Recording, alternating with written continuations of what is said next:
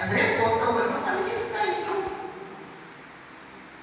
ಬೆಳಿಗ್ಗೆ ಶ್ರೀಮತಿಯವರು ಗಂಗಾ ಜಲವನ್ನು ಕೈ ಮೇಲೆ ಸಿಂಪಡಿಸಿಕೊಂಡು ಆಮೇಲೆ ಆ ಮಂದಾಸನದಲ್ಲಿ ಶ್ರೀರಾಮಕೃಷ್ಣರು ಮಲಗಿರ್ತಾರಲ್ಲ ಅವರನ್ನು ಎದ್ದು ಕೂಡಿಸ್ತಾ ಇದ್ರು.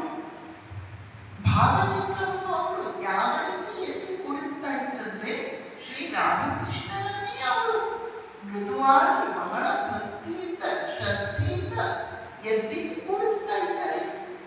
ಆ ರೀತಿ ಕೂಡಿಸ್ತಾ ಇದ್ರು.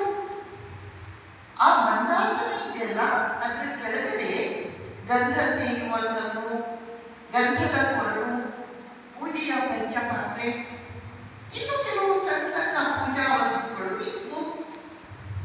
ಶ್ರೀಮತಿಯವರು ತಮ್ಮ ಮನೆಯಲ್ಲಿ ಬೆಳಗಿನ ಕೆಲಸ ಕಾರ್ಯಗಳನ್ನೆಲ್ಲ ಮುಗಿಸಿಕೊಂಡು ಸುಮಾರು 9 ಗಂಟೆ ಹೊತ್ತಿಗೆ ಪೂಜೆಗೆ ಬರ್ತಾ ಇದ್ರು.